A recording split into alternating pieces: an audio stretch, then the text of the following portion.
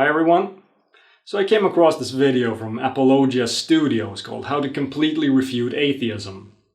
The guy in the video is called Pastor Jeff, and he's a friend of Cy ten Bruggencate. Yeah, he's a presupper, and if you don't want to know what that is, stop this video right now. You don't want to know. And if you already do know, or if you're crazy enough not to heed my warning, well, here we go. Don't blame me. First, apologetics is defined by apologists themselves as defense of faith. A belief that holds up to scrutiny defends itself, so the best way to convince both yourself and others that it's true is to subject it to tests that it would fail if it were false. If it's true, it'll pass those tests. A belief that needs to be defended against attacks like that isn't worth defending because at best it's unfounded, and at worst it's false. The second anyone presents evidence of gods, apologists become unnecessary. Apologists are salesmen peddling a product they know is crap. They can't show it's any good, so they rely on dishonest sales tactics. They have to because their livelihood depends on it. They're not interested in telling the truth, all they care about is making a sale, and they will gladly lie if that's what it takes. They also have little interest in getting new customers. What's the point even trying?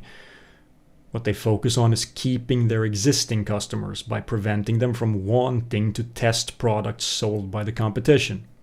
Apologetics is all about telling the suckers that they got it right. It's easy to convince someone who's already convinced, especially when they want to stay convinced. All the arguments from natural theology, like Kalam, the ontological argument, the fine-tuning argument, all of those are easy to swallow when you already believe because they lead to a conclusion you already accept and want to accept. All the pseudoscientific evidence for creationism, same thing. It's all about telling the believers that they should keep believing what they already believe. So why do apologists engage with atheists, especially informed ones? Well, it's really quite simple. They want to do it in front of an audience of believers so that they can make the atheist look stupid. See, I told you atheists can't make a good case for what they say. It's easy to make someone look stupid when you ask stupid questions that can't be answered, or when you present 10-second arguments that would take an hour to refute, because the refutation would require giving the audience a lesson in science or philosophy. Presuppositional apologetics begins with a presupposition that God is the foundation of everything, which would include knowledge and reason. The strategy they use is to ask atheists if they know anything.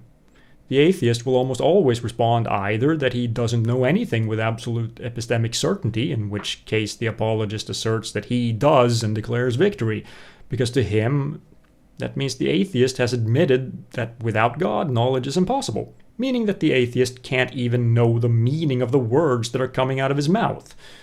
Or the atheist will say that he does know things, in which case apparently he has admitted that God exists, because knowledge presupposes God. Atheists usually have a hard time dealing with this, I've noticed. It's usually just, oh, that's too ridiculous, it's not worth my time. And I agree, it's not, but that doesn't explain anything.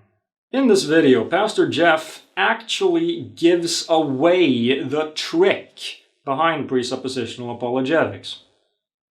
I'll let him explain. So the foundation is revelation, the revelational epistemology I told you guys about. How do we know what we know? Now, epistemology, again, just a fancy word that just means the theory of knowledge. How do you know what you know? Many today are, say, empiricists in their epistemology. They'll say something to the effect of, well, I believe in science. What they tend to mean when they say I believe in science is that they're an empiricist.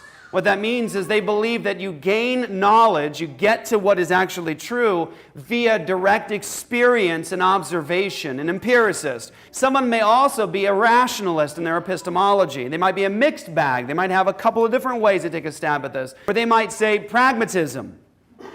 That is an epistemology. Pragmatism. What's that mean? Oh, it worked for me. And so there are different epistemologies, but our epistemology as Christians is a revelational epistemology. How do you know and have certainty about something? A truth claim, knowledge claim. How do you know? And the answer is, I told you, God said so. See? What Jeff means by knowing is having divine revelation.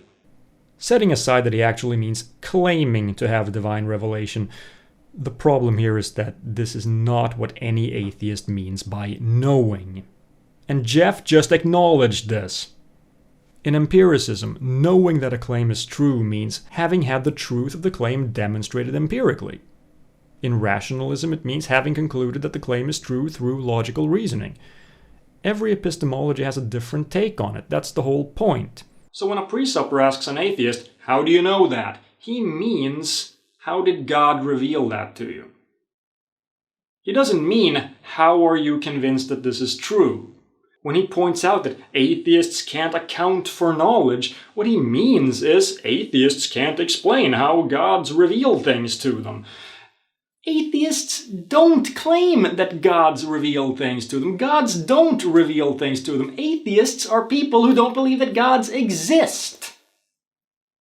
But that's not what any atheist means by knowledge. I suppose I would call myself a pragmatist. When I say that I know that a claim is true, that means that it has been demonstrated through presentation of evidence or argument, depending on context, that the claim comports with the reality that I can perceive and experience, and demonstrated so well that I see no good reason to seriously consider the possibility that I might be wrong. The difference is that when I say I know something, I am effectively making a statement about the reality I find myself in. When I say I know that Noah's flood didn't happen, that means that it has been demonstrated to my satisfaction that reality is in such a state that the event in question simply cannot have occurred.